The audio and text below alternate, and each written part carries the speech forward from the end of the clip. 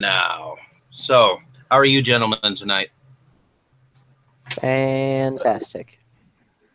Yeah, everything's good. Just So, watch that short. uh, are we ready for tomorrow night as well? Definitely. Awesome. Anything going on in your guys' lives that you want to talk about or anything like that? How's the weather over by you guys?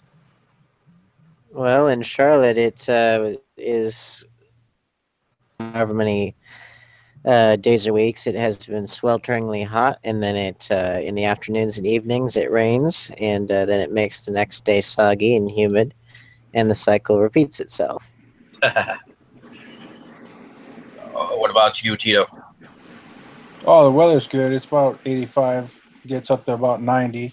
But you definitely feel the heat when you're out there.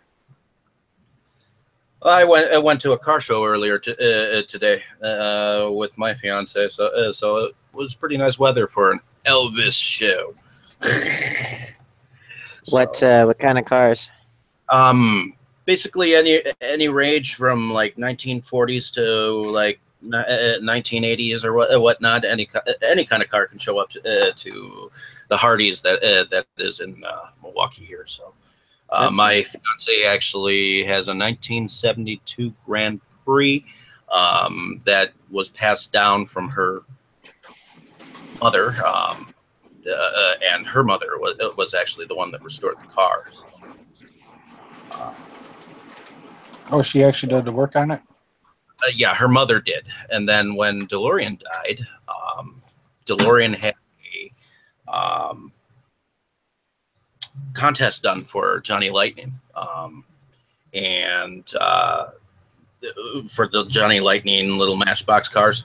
So what happened is her mom sent her name and a picture of the car, and she ended up winning the contest and got a Johnny Lightning little Hot Wheels car type thing with her name and a card and whatnot. I guess the car's been in international magazines and stuff like that. So. Oh, nice. But in any case, folks, welcome to Inside Movies Galore, episode number 2. The reason why we're doing another episode is another test run. So welcome to the show. Tonight's guests, we have Dane. Dane, why don't you tell us a little bit about yourself? And go ahead. I'm Dane Kyle. I'm an up-and-coming director and writer of films. I've done a short film called Eternus, which is a black and white German expressionist silent film.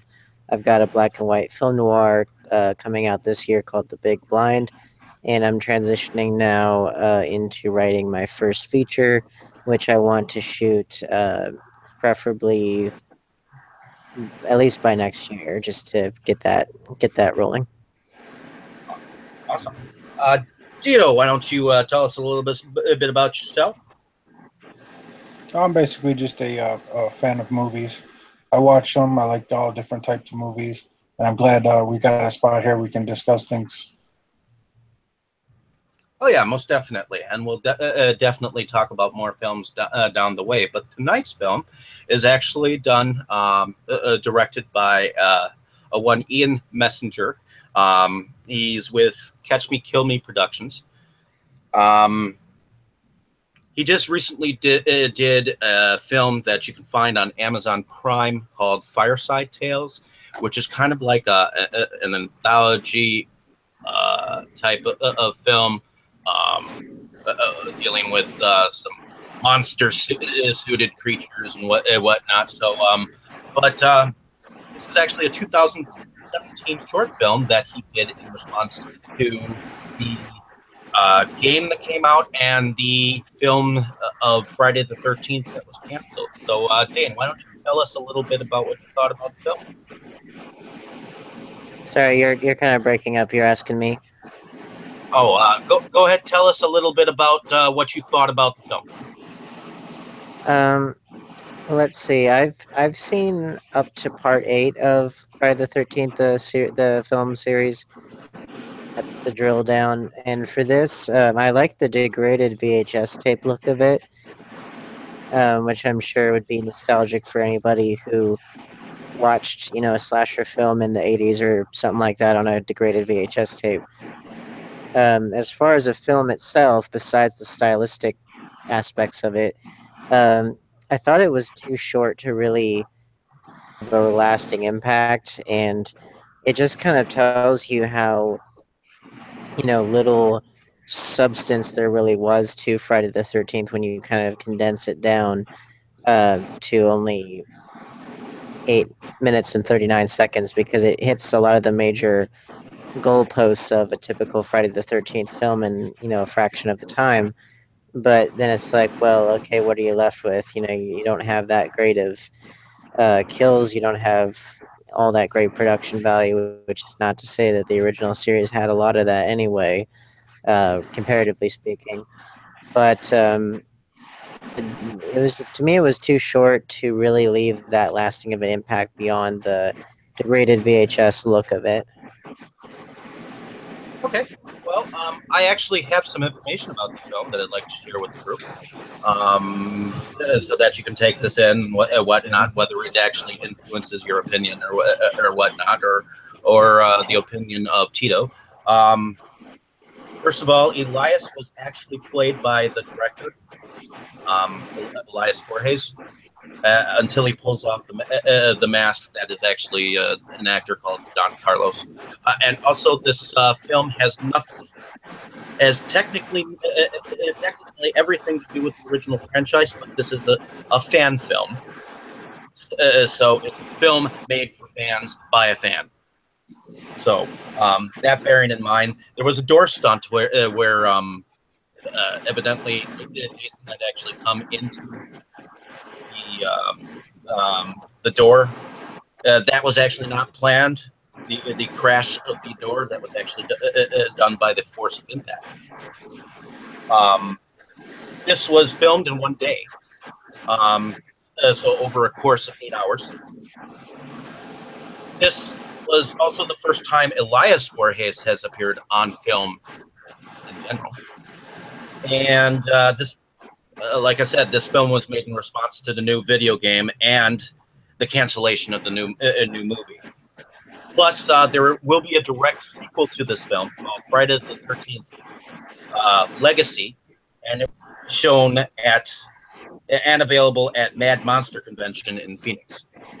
So now that I've told you guys a little bit about the film, what Tito, what is your response, and how did you like the film? Like Dane said, it was short. It almost seems like maybe there would be several parts to it, like a trilogy, or like maybe there's. Now you just mentioned that there's going to actually be a part 2 to this, or a reboot to it. Yep. Right where. So I can kind of understand that. So if you have the different segments that you're adding together to come out with a longer film, that would make a lot more sense to me. Okay. And the other thing that I got is that supposedly, yeah, it was rushed. The filming of it, cast dropped out due to scheduling. So, bearing that in mind, Dane, hearing that information about the film, what is your mindset on the film? Well, it just, again, I think my original points still stand. I mean, if there's more room to tell a better, longer story, then by all means do it. But in my opinion, I don't think that anybody should make a film unless they can devote the necessary time to making it the right way.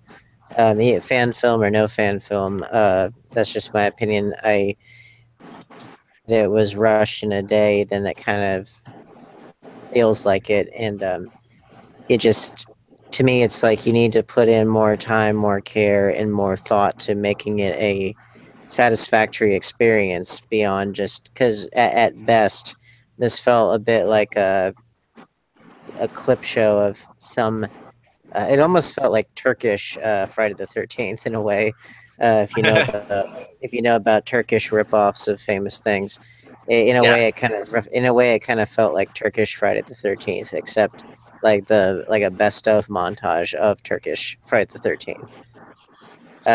But again, like if I would suggest to the director, writer director, I'd suggest just more time, more energy, devotion, not necessarily money, but just you know, I'm somebody, I put a lot of thought into what I do, whenever I'm making something, and I'm not one of these for my own work. I'm not one of those people, like I know a lot of people who will try to knock something out pretty much every weekend, and it's like is in like a project every weekend, and it's like, well, to me that's kind of quantity over quality, and it's like, well, you should put in more effort for each things, and just take more time to make it a satisfactory experience. My take on the whole film was that I don't think, knowing what I know about the film, talking with the director, I don't think it was a half thought out project. I actually think that he went in totally trying to make a fan film, something that people can enjoy. But when he did,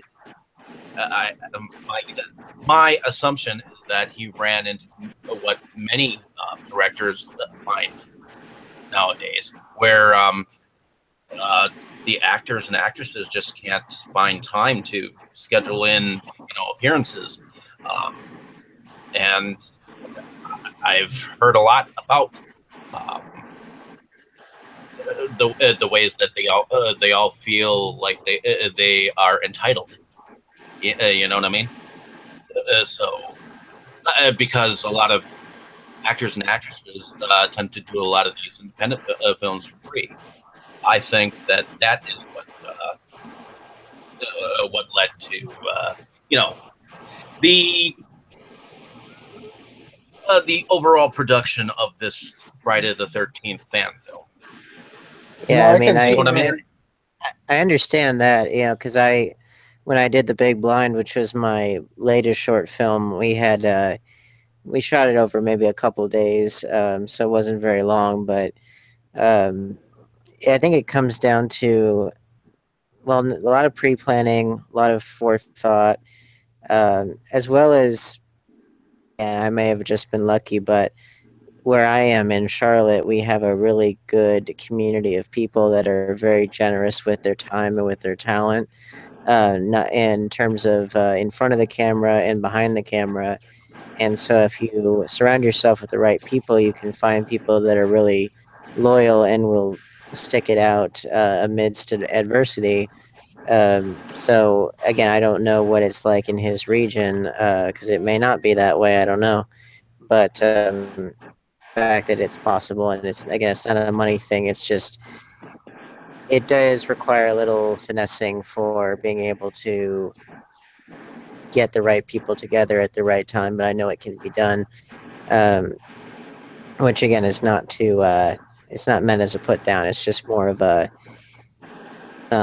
friendly advice for the future. Is just as much forethought as possible to put into any project, as well as finding the right people who will uh, remain loyal. That to me is the secret to success in terms of getting a production made. Basically, the story of the film is basically like four teenagers go out to the camp that is from Friday the 13th, the franchise, and they end up going because it's for help with troubled teens. And ultimately, Jason returns. Elias comes on board. Um, him on screen, and but does anyone here want to see what the sequel will hold? Are you guys interested enough to possibly see what this director has in store for us? Yeah, I'm definitely interested in watching a part two to this. It's short, right? So I have time for shorts without a doubt. You know what I mean? There's if there's a Oh yeah, short, I'll watch it. And I did like what he did, but it's so short. And like Dane was talking about how maybe you needed more time, and it's not so much the money either. I know you have to buy the HD cards and the different things like that, but it doesn't really cost a lot of money to make these movies as long as you have people that are dependable. Now that could be a difficult for some people to find dependable people because if you said half the crew walked out, that's starting off on a bad page. But somebody must like that film if they're going to play the part two at Mad Monster for him, and that's the only place you're going to be able to watch it. Is that what you said, Dave? oh yeah, definitely. Yeah, yeah. I mean, you gotta surround yourself with the right people that are willing to stick it out. Because luckily, I've been very lucky with the people that I've worked with that there hasn't been a lot of drama on any of my productions, and people have really stuck it out. And I think part of it also is just having a project, which again, I think that goes down to having enough time to really tell a story that's worth telling. A good example is I thought that Friday the 13th Part 6 was able to have a good kind of meta commentary on the series itself, but actually tell a pretty complete story in and of itself. It didn't feel rushed. It didn't feel incomplete or like it was, just ripping off or just ripping off or building up off of the backs of the things that had come before. Um, and I agree, with Tito that it's really not a matter of money at all, especially with something like this. You can do it for pretty cheap. It's a matter of having it be long enough to tell a satisfying story, which you could have done theoretically in the time that was allotted for the film. Theoretically, you could have done that, but obviously, I think that longer than 8 minutes is probably going to be a satisfying story. The ones that I've done so far have been about 16 to 17 minutes. So that's if again in the spirit of advice, I'd say possibly shoot for that if the story warrants it. You don't have to overinflate it, obviously, but Also, I think at festivals there is actually because a lot of short films, a lot of feature films go and get sent around to festivals, and they actually have a time that short films actually have to be like cut to. So I'm assuming that was another thing that he was probably bearing in mind, so that you know you have a specific set time, and I'm sure you probably understand this too. I was kind of thinking the more that we're talking about the time on that, I I was kind of thinking if you went ahead and some parts of this where you actually had maybe you filmed another 6 or 7 minutes, but you doubled the speed that it came across if there was no words. Like because if you're going to make a fan film, that I think that would Yeah, add something else to it. So like you can watch like it's automatically fast forwarding, so you're seeing more frames go by, and I think that could add to this type of film since it's so short. But you'd actually have more footage in the same amount of time if you're worried about a time frame. totally yeah, understand. Go ahead. the thing I've noticed with the whole time, because you're right, film festivals do have time constraints, and like I went to it was some people from Sundance that came to Charlotte talking about their selection process and that kind of stuff, and how they generally like stuff 10 minutes or under, Hmm. which is part of why they didn't accept Eternus when I sent it in because it was pushing 17 minutes. But my philosophy has always been as long as it needs to be, as long as it needs to be to tell the story. And I know that, it's great for stuff to play at festivals and all that stuff. But then the other thing I realized was, I could put this up on the internet and just send it to everyone I know. And, I got good praise from a lot of famous people, and I didn't shortchange myself. It was exactly what I wanted it to be. And that's especially the case with those fan films based on intellectual properties that everybody already knows, and stuff that has a built-in audience. And so in that sense, there's even more of an incentive for you to just make it really good, and so that way the people who are already fans of that property will want to tune in anyways. A good example is Bat in the Sun Productions. They did a film called Batman City of Scars, which is 30 minutes, but it's really high quality, really, really well done, and tells a great story in 30 minutes. So, would that necessarily play well at a typical festival? No, But, probably you not. know, Not because to me, a fan film was actually more or less like a taboo thing when it first came out back in the day. I mean, there were fan films back back when Star Trek was going on, and I'm sure I'm not even sure when fan films. Yeah, that would actually be a question to look into exactly how far back the fan film. This fan film where a fan took an idea from either a film or a television show and just made their own skin. I mean, And that's probably been going on forever. They just weren't necessarily called fan films now, like they're called today. Because you always had, when people watched the kids watch the cowboy and Indian films, they would go ahead and have their little costumes on, and somebody would film them. So it's just like, where does the classification come that it's directly a fan film? I mean, I know that the fan film universe has grown over the past like 11 years or so. I know. I mean, not to get away from the story or whatnot, but like I said, Star Wars has a few films out. Star Trek, Yeah, they have a bunch. you got Batman fan films, you got Joker fan films, you got Joker TV series. you know, so I mean, it all depends on whether you end up encroaching upon the original uh, universe that was created by the original creators. No, I well, don't. and it should be pointed out that not all of those are. Yeah, I mean, they're all of varying quality, as you would expect. So you got good ones, you got not so good ones, you got stuff in between, or like, and it also depends on coherence as well, because you have some that may be really cool ideas, or in the case of Bat in the Sun, their big claim to fame is a superpower beatdown, which is basically just, what if these two characters fought? Boom, here you go.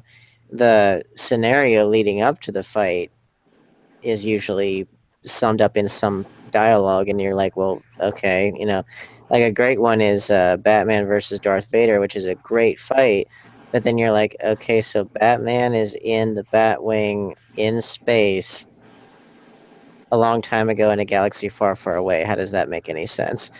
So it's a well produced short, but logically the lead up to the fight is pretty nonsensical. But again, it's not really about that. It's about the fight itself. But you get the point. Is that you can have stuff that's well produced and not narratively coherent, vice versa. Both, where it's well produced and it tells a good story. Just really depends. Most definitely. So, but in any case, the director of this film is also the director of Fireside Tales, which, if you guys want, if you guys want to check it out, it's on Amazon Prime. It's a small, it's a small film. And there's also another movie that this director created. He just shared with me the other day. I'm not going to share it right now or whatnot with you guys until I get permission to. But are you guys interested in checking out the other two films directed by this director as well? Yeah, those are the ones For on sure. Amazon. yeah, that one's on Amazon, and I'm sure down the way sometime, sometime I'm sure we'll be able to look at. I'll say the title. It's actually called Monkey Farm. Monkey Farm, really? Yeah. That's the other film. That's the other film, and I'll tell you guys more about it when I can tell more details. Well, that the title alone has my interest. I'll tell you that. I want to visit. So, I want to visit the monkey farm. Let me tell you that. Well, so do I. So do I, and that will probably definitely be another episode down the road. So, my name is Bozo. I got a monkey farm. That's what is going through my head. Is some monkey named Bozo who owns a farm of monkeys. So it's like the monkey version of. It's like the monkey version of a slave plantation. But anyways, hopefully you guys, you viewers that are out there, have enjoyed our test episode. I tried it with a third person that way, so that we're ready for tomorrow night. So hopefully stay tuned for more from Inside Movies Galore. Dane, why don't you tell us where we can find your stuff, what you do? You can find me on YouTube on the channel is The Dane Kyle, DaneKeil.